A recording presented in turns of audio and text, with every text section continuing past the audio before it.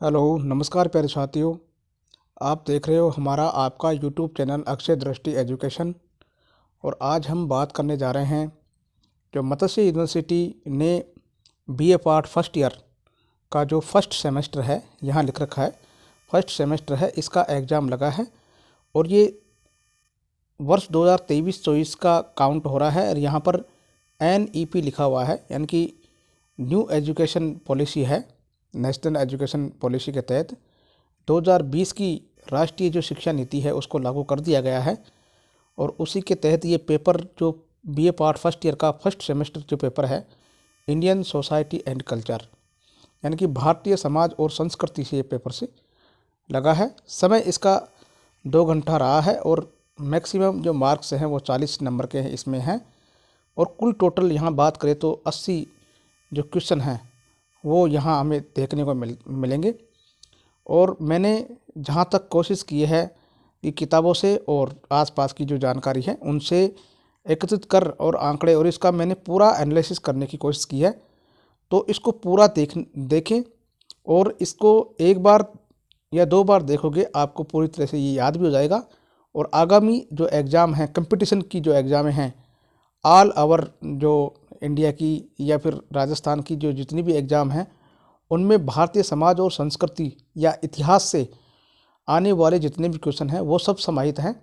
मैंने इस पेपर का पूरा एनालिसिस किया है। इसमें ग्रेड थर्ड, ग्रेड सेकंड और ग्रेड फर्स्ट के जो सिलेबस में टॉपिक होते हैं भारतीय समाज संस्कृति के, वो सारे क्वेश्चन इसमें समाहित हैं। और कई तो RPSC ने भी पूछे हुए हैं क्वेश्चन कम्पिटिटिव एग्जाम्स में। तो देर न करते हुए हम आगे देखते हैं। तो इसको स्किप न करके पूरा इसको देखें और ध्यानपूर्वक समझें। बात करते हैं ये इसका कुछ निर्देशन है जो भाई इसमें लिख रखा है कि ये 80 जो क्वेश्चन है वो MCQ क्वेश्चन है।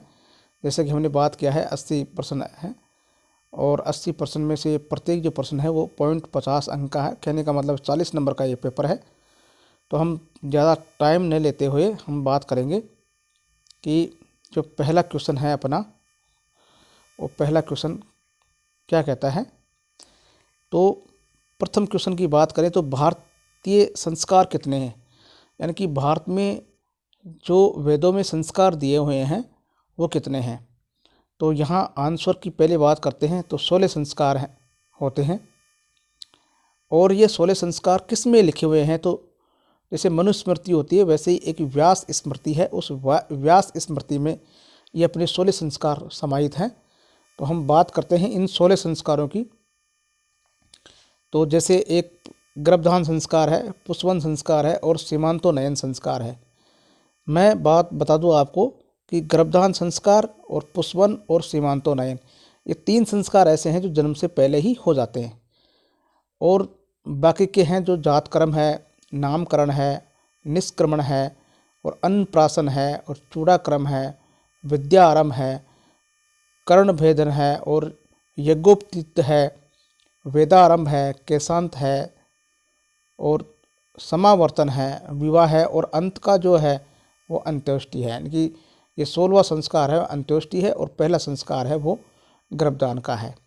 ठीक इसी प्रकार नेक्स्ट क्वेश्चन की हम बात करें तो वो है कि सीमांतोनयन संस्कार किस संस्कार में गिना जाता है। तो यहाँ मैंने पहले ही बता दिया कि सीमांतोनयन संस्कार है वो यानी कि जन्म से पूर्व के संस्कारों में काउंट होता है। तो यहाँ हम बात करें तो यहाँ ऑप्शन में दे रखा है अपने कि जन्म से पूर्व संस्कार है उनमें ये काउंट होता है। नेक्स्ट क्वेश्चन की बात करें, क्वेश्चन नंबर 3 कि बचपन में कितने संस्कार होते हैं। तो यहाँ ये क्वेश्चन का थोड़ा डाउटफुल है कि या तो ये पूछता कि भाई जन्म से पूर्व कितने संस्कार होते हैं, तो यहाँ ऑप्शन में 3 आता। तो यहाँ ऑप्शन 3 भी नहीं है, तो 2 और 4 5 6 है। तो ये एक तरह से डाउटफुल क्वेश्चन है और इसका आंसर मैंने ढूंढने की खूब कोशिश की लेकिन मिला नहीं। जैसे ही मिलेगा आप भी इसको ढूंढने की कोशिश करें। तो ये क्वेश्चन मिला नहीं है। नेक्स्ट क्वेश्चन की हम बात करते हैं।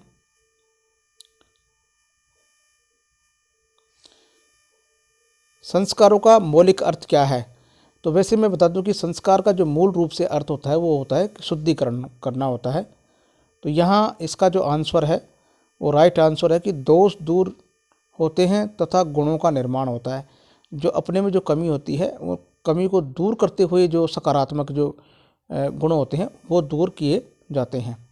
नेक्स्ट क्वेश्चन की बात करें कि किस संस्कार द्वारा मनुष्य गृहस्थ जीवन में प्रवेश करता है, तो ये विवाह नामक संस्कार है जिससे ही ये गृहस्थ जीवन में प्रवेश करता है।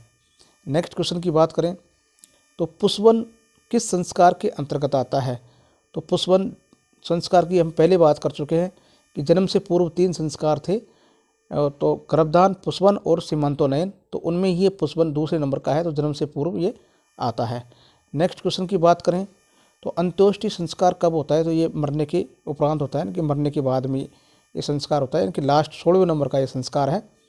नेक्स्ट क्वेश्चन की बात करें तो अक्षर आरंभ करना किस संस्कार के अंतर्गत आता है, तो अक्षर आरंभ करता है तो वो एक 16 संस्कारों में से ही है, और यहाँ इसका जो आंसर है वो शिक्षा हो जाएगा, यानी कि विद्या आरंभ जब से होती है तभी से ये माना जाता है।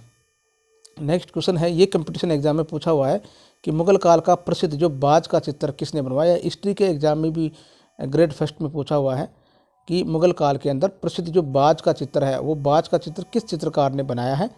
तो वैसे मैं बात कर दूं कि जहांगीर का जो काल है वो चित्रकला के हिसाब से स्वर्ण काल है, और इसका जो आंसर है वो आंसर की हम बात करें तो आंसर इसका हो जाएगा मंसूर, यानी कि 17वीं शताब्दी के चित्रकार रहे हैं कौन, मंसूर, और ये जहांगीर के काल में प्रसिद्ध चित्रकार थे, तो मंसूर के द्वारा ये बाज का चित्र बनाया हुआ है।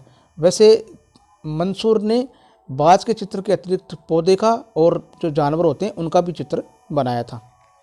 नेक्स्ट क्वेश्चन की बात करें कि जैन धर्म में प्रथम तीर्थंकर कौन है, तो वो है ऋषभदेव है। नेक्स्ट क्वेश्चन की बात करें तो पार्श्वनाथ काशी के राजा, यानी कि पार्श्वनाथ काशी के राजा थे और अश्वसेन के ये पुत्र थे, तो इनकी जो माता का नाम है वो क्या है, कि पार्श्वनाथ की माता का नाम क्या रहा, तो ये वामा यहाँ लिख रखा है, तो इसका आंसर ये हो जाएगा कि यहाँ पर वामा, और इसका पूरा नाम देखें तो वामा देवी होता है, वामा देवी, ये इसका आंसर है। नेक्स्ट क्वेश्चन की हम बात करें तो जैन धर्म के अंतिम तीर्थंकर कौन हुए, तो अंतिम तीर्थंकर है महावीर स्वामी, और ये 24वें तीर्थंकर थे जो अंतिम रूप से जैन धर्म के तीर्थंकर माने जाते हैं। नेक्स्ट क्वेश्चन की बात करें कि महावीर स्वामी के जन्म स्थान का क्या नाम है, तो महावीर स्वामी का जन्म स्थान ये रहा है कुंडलग्राम में। पूरी हम इसके बारे में चर्चा करें, एनालिसिस करें तो 599 ईसा पूर्व वैशाली के कुंडग्राम में इनका जन्म हुआ है महावीर स्वामी का।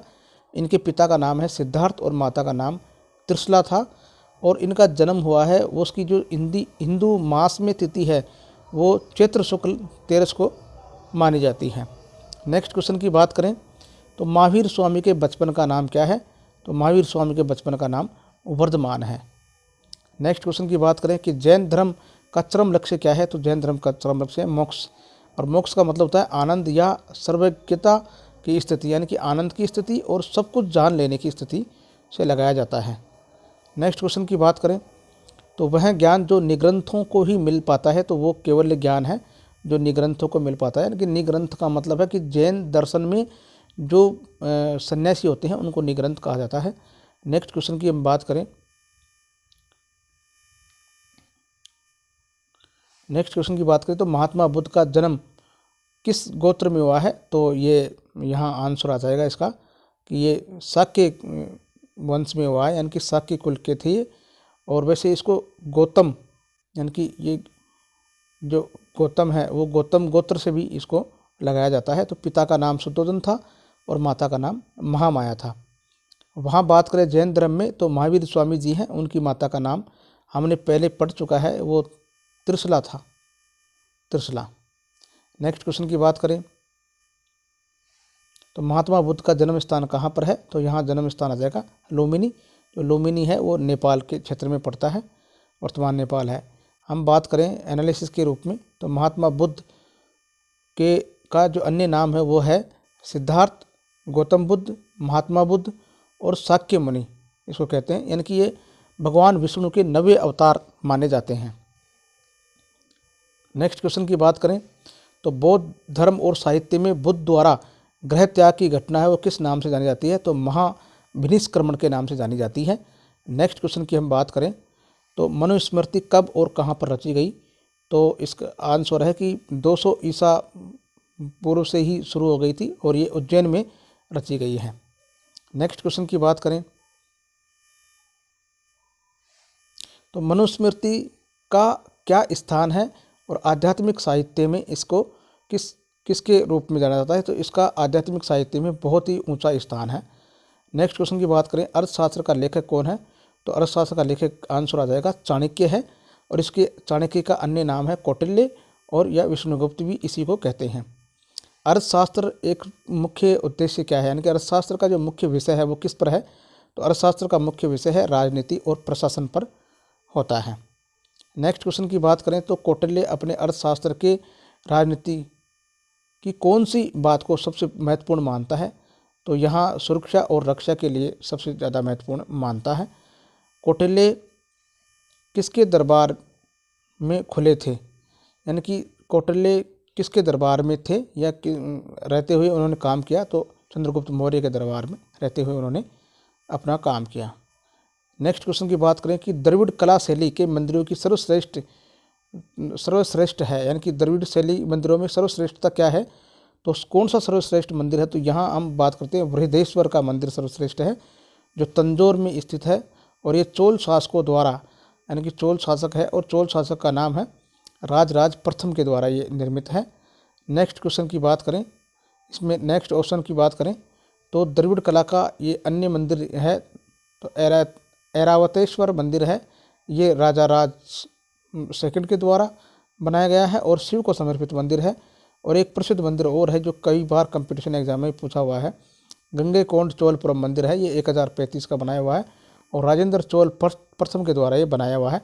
तो इसका आंसर हम देखेंगे तो ये इसका आंसर चौथा आंसर हो जाएगा, यानी कि डी आंसर इसका हो जाएगा। नेक्स्ट क्वेश्चन की बात करें तो कोणार्क के प्रसिद्ध सूर्य मंदिर का निर्माण किसने करवाया, तो इसका सीधा ही आंसर कर लेंगे नरसिम्हदेव फर्स्ट ने करवाया 13वीं सदी में और ये कलिंग वास्तुकला का यहाँ पर सर्वश्रेष्ठ उदाहरण हमको देखने को मिलता है। नेक्स्ट मंदिर की बात करें खजुराहो में बने मंदिर किस ने बनवाए थे, तो यहाँ चंदेल शासक थे, उन्होंने बनवाए थे जो 950 ईस्वी से लेकर के और 1050 ईस्वी तक इनका निर्माण करवाया गया। नेक्स्ट क्वेश्चन की बात करें नागर शैली के मंदिरों की प्रमुख विशेषता क्या है, तो नागर शैली की प्रमुख विशेषता है शिखर का होना, यानी कि ये पंचायतन शैली भी इसको कहते हैं और शिखर का मतलब है कि मंदिर के ऊपर जो शिखर बनता है वो नीचे से चौड़ा होता है और ऊपर की ओर वो सकरा होता हुआ एक ऊपर एक बिल्कुल पेना सा हो जाता है, इसी को बोलते हैं नागर शैली। नेक्स्ट क्वेश्चन की बात करें तो नागर शैली के मंदिरों का निर्माण कहाँ होता था, तो ये उत्तर भारत में ही नागर शैली के मंदिरों का निर्माण हुआ है और यहाँ खजुराहो के मंदिरों में हमें देखने को मिलता है। और इससे पहले जो हमने ये शिखर का उदाहरण लिया है, तो शिखर में मैं आपको बता दूं कि ये नागर शैली की एक प्रमुख विशेषता रही है और ये कंपटीशन एग्जाम में कई बार पूछा हुआ क्वेश्चन है। तो नागर शैली में जैसे ये मंदिर बना हुआ है और इस मंदिर के ऊपर जो बनता है वो ऐसे सिकुड़ता जाता है, ऐसे बनता जाता है, तो इसी को हम क्या बोलते हैं, ये नागर शैली का उदाहरण होता है। नेक्स्ट क्वेश्चन की बात करें 31 नंबर क्वेश्चन की बात करें तो नागर शैली के मंदिरों में किसे मुख्य देवता के रूप में पूजा जाता है, तो यहाँ हम शिव से लगाते हैं क्योंकि ये सबसे बड़ा उदाहरण अगर हम देखें नागर शैली के मंदिरों की तो महाबोधि मंदिर मिलता है जो गया जिला है बिहार का, उसमें देखने को मिलता है। नेक्स्ट क्वेश्चन की बात करें तो बेसर शैली के मंदिरों की क्या विशेषता रही है, तो बेसर शैली के मंदिरों के लिए गोपुरम, यानी कि दक्षिणी भारत के मंदिरों के द्वार पर ये गोपुरम होते थे, यानी कि जो मेन जो द्वार होता था मंदिर का उसको एक रंगीन या छोटी छोटी जो कलाकृतियाँ हैं उनमें सजाया जाता था, तो ये उसके लिए प्रसिद्ध है। नेक्स्ट क्वेश्चन की बात करें तो प्लेग की समाप्ति के उपलक्ष्य में 1591 ईस्वी में इंडो इस्लामिक शैली की 4 मीनार का निर्माण किसने करवाया, तो इसका सीधा आंसर हो जाएगा ए ऑप्शन कुतुबुद्दीन ऐबक के द्वारा ये बनवाया गया है। नेक्स्ट क्वेश्चन की बात करें कि अकबर के संरक्षण में जो चित्रकला उभर रही थी वो थी, तो ये इसका आंसर हो जाएगा चौथा ऑप्शन हो जाएगा कि भारतीय इस्लामिक शैली का मिश्रण रहा है। नेक्स्ट क्वेश्चन की बात करें तो अकबर में चित्रकला की शिक्षा किसने प्राप्त की? तो यहाँ में नहीं आकर के यहाँ नहीं आता कि अकबर ने किससे चित्रकला की शिक्षा प्राप्त की। तो ये यहाँ आंसर आ जाएगा कि यहाँ अबुल समद से उसने प्राप्त की है, क्योंकि इसके समय में जो बाबर था इसके पिता, उस बाबर के समय से ही मीर सैयद अली और ख्वाजा अबुल समद इसको विरासत में चित्रकार मिले थे। इनके अतिरिक्त प्रसिद्ध चित्रकार दशावंत और बसावन और मुकुंद भी इसके ही काल में रहे हैं, इसी अकबर के दरबार में ही रहे हैं। तो यहाँ ख्वाजा अबुल समद यहाँ पर आंसर आ जाएगा। बाकी जो अबुल फजल है, बीरबल है और मान सिंह है, ये तीनों ही इसके दरबार में थे, अकबर के दरबार में, और ये 9 रत्नों में शामिल थे। 9 रत्नों में ये शामिल थे, अबुल फजल, बीरबल और मान सिंह। नेक्स्ट क्वेश्चन की बात करें तो यहाँ मोस्ट इम्पोर्टेंट क्वेश्चन ये भी है कि जो मुगल बादशाह चित्रकला का मर्मज्ञ और स्वयं चित्रकार था, तो ये जहांगीर के लिए आ जाएगा। और जहांगीर के समय में चित्रकार प्रसिद्ध थे वो फारूक बेग था, और दौलत और मनोहर, बिशनदाद, मंसूर और अबुल हसन था। और फारूक बेग का एक प्रसिद्ध चित्र था, और उस चित्र का नाम है, यहाँ मैं आपको बता दूं कि आदिल शाह का इन्होंने चित्र बनाया था, और आदिल शाह बीजापुर के सुल्तान थे, तो इनका चित्र इन्होंने बनाया फारूक बेग ने, और फारूक बेग जहांगीर के समय थे। नेक्स्ट क्वेश्चन की बात करूं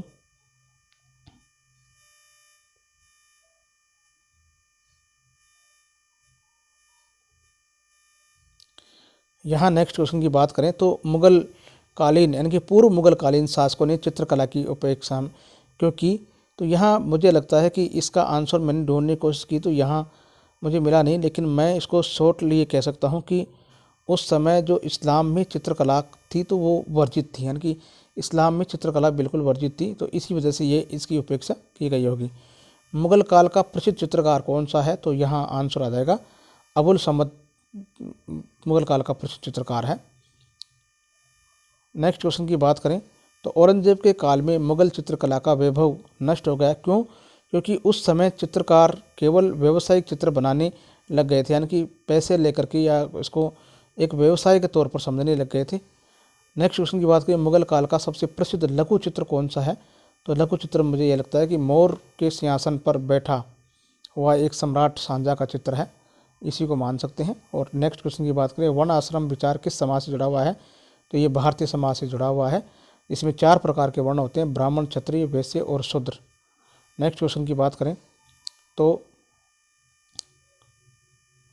समाज मूल्यों का ही एक संगठन और संकलन है, यह कथन किसका है? तो यहाँ मैं कह सकता हूँ कि ये कथन शायद एम श्रीनिवासन का हो सकता है, इस पर डाउट है और इसको आप भी देख लेना एक बार किताब में, क्योंकि बुक मैंने रीड नहीं की है और मैंने इसको सेकंड ग्रेड की तैयारी किया था, तो उसके बेस पर ही मैंने उन किताबों से ही मैंने ढूंढ करके इनके उत्तर ढूंढे हैं। देखो ये मेरे को मिला नहीं, लेकिन मैं कह सकता हूँ कि शॉर्टली कि एम श्रीनिवासन का शायद यहाँ हो सकता है।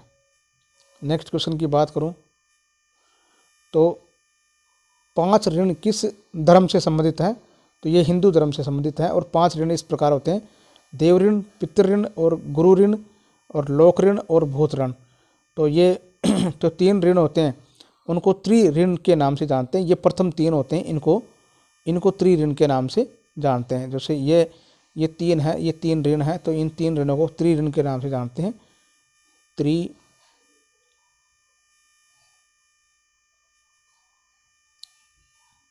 त्रि-ऋण के नाम से इनको त्रि-ऋण के नाम से जानते हैं, देवऋण, पितृऋण और गुरु ऋण को। नेक्स्ट क्वेश्चन की बात करें तो भारतीय समाज की मौलिक विशेषता निम्नलिखित में से कौन सी नहीं है? तो यहाँ इसका आंसर आ जाएगा ए आंसर, भौतिकवादी। नेक्स्ट क्वेश्चन की बात करें कि जाति किस पर आधारित है? तो वर्तमान में जन्म पर आधारित है, इससे पूर्व पहले रंग पर आधारित थी।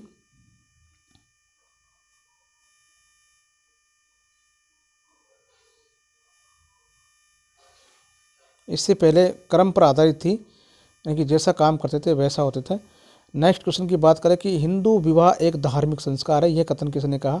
तो ये कथन आ जाएगा कापड़िया का, और इसका जो पूरा नाम है वो पूरा नाम है के एम कापड़िया इसका नाम है।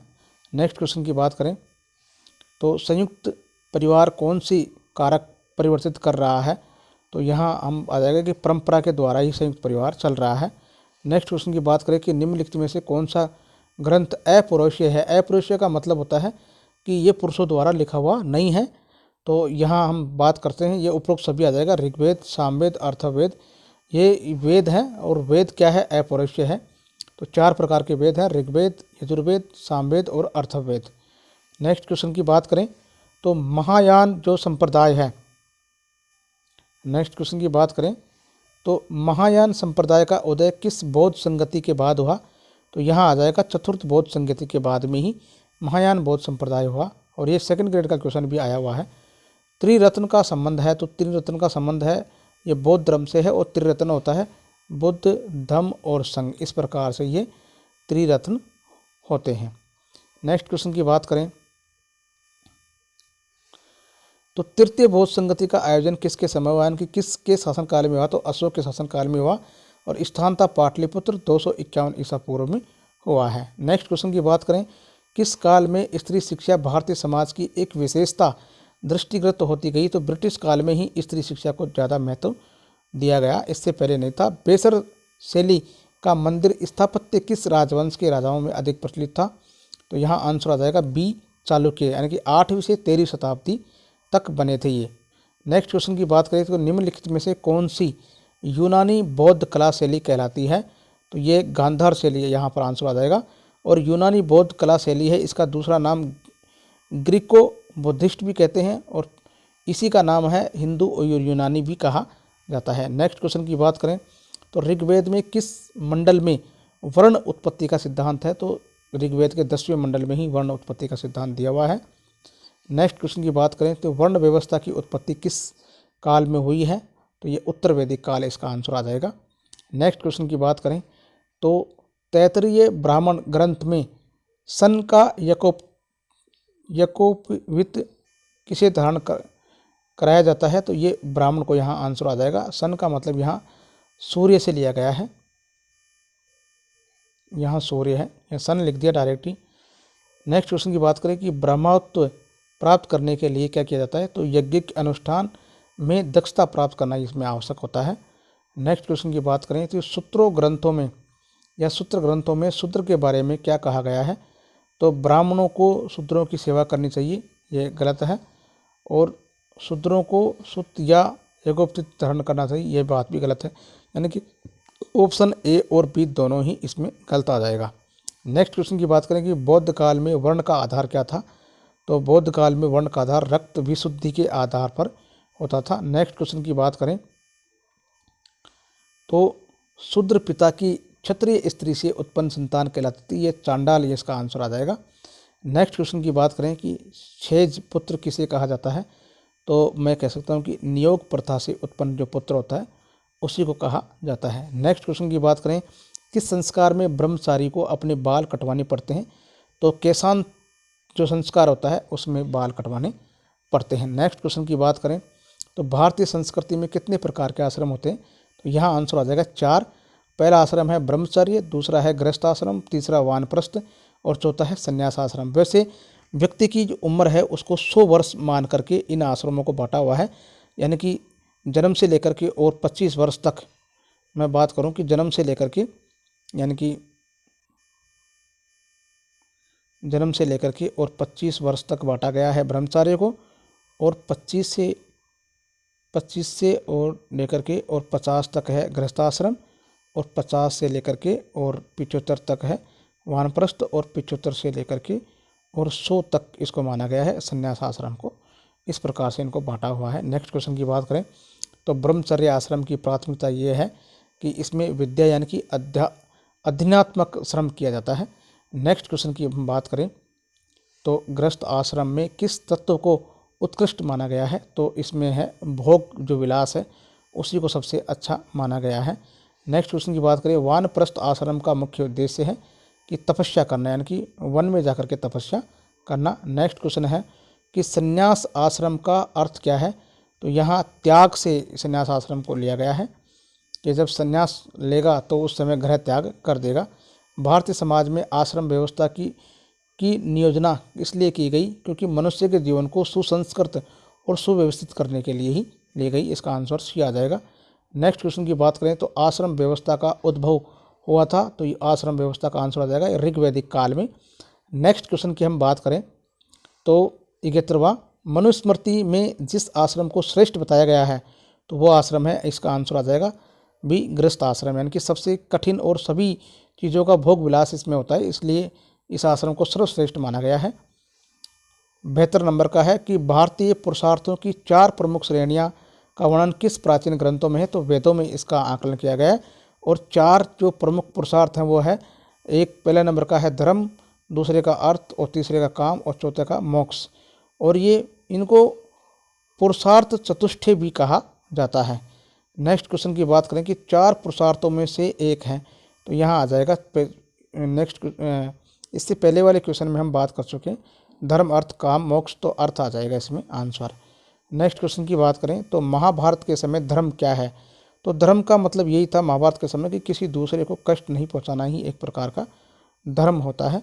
75 नंबर क्वेश्चन की बात करें धर्म का आधार स्रोत क्या है, तो इसमें यह आ जाएगा वेद धर्म का आधार स्रोत है।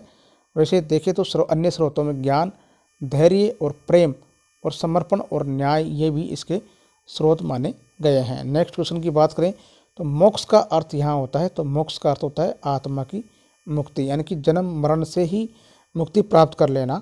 नेक्स्ट क्वेश्चन की बात करें तो कामा सूत्र यानी कि काम सूत्र जो ग्रंथ है इसके लेखक कौन है, तो यहाँ आ जाएगा वातयान, यानी कि वातयान इसके लेखक हैं। नेक्स्ट क्वेश्चन की बात करें तो भारतीय संस्कृति प्रणाली के लिए पारंपरिक शब्द कौन सा है, तो ये क्वेश्चन थोड़ा डाउटफुल क्वेश्चन है। वैसे जो संस्कृति है उस संस्कृति का जो मूल संस्कृति अपनी भारत की रही है उसको बौद्ध जैन संस्कृति के नाम से जानते हैं, लेकिन ये क्वेश्चन थोड़ा डाउटफुल है, तो इसका मैं आंसर कुछ बता नहीं सकता क्योंकि ये मुझे मिला नहीं है क्वेश्चन। तो आप जो अपनी बुक चलती है उसमें इसको थोड़ा सा देख लें। मेरे हिसाब से ये हो सकता है कि ये भारतीय संस्कृति है या ये हो सकता है इसका। नेक्स्ट क्वेश्चन की बात करें तो भारतीय संस्कृति में संस्कार शब्द का क्या अर्थ होता है, तो संस्कार का मतलब होता है धार्मिक जो रीति रिवाज होता है उसी को संस्कार कहा गया है। नेक्स्ट क्वेश्चन की बात करें कि पिता के पुत्रहीन होने पर वह अपनी पुत्री को उत्तराधिकारी नियुक्त कर सकता था, तो यह किस ग्रंथ में ये लिखा हुआ है, तो मुझे लगता है ये ग्रंथ है जो ऋग्वेद में ही ये लिखा हुआ है। इस प्रकार से अपने ये जो पूरे 80 क्वेश्चन हैं वो होते हैं पूरे। तो कैसा लगा दोस्तों आपको ये पेपर का सॉल्यूशन, मैंने पूरी कोशिश की है इसको अच्छे से समझाने की। तो ऐसे ही अपने वीडियो देखने के लिए, ज्ञानवर्धक वीडियो देखने के लिए या एजुकेशन से संबंधित वीडियो देखने के लिए हमारे YouTube चैनल अक्षय दृष्टि एजुकेशन को सब्सक्राइब करें और बेल आइकन प्रेस करें ताकि सबसे पहले नोटिफिकेशन आप तक पहुंच सके। तो इसके लिए धन्यवाद दोस्तों। और इस वीडियो को अधिक से अधिक अपने साथियों में और अपने अन्य ग्रुप्स हैं उनमें शेयर करें ताकि ये जो कम्पिटिटिव एग्ज़ाम की तैयारी करने वाले बच्चे हैं उनका भी भला हो सके और वो भी इस पेपर को देखें।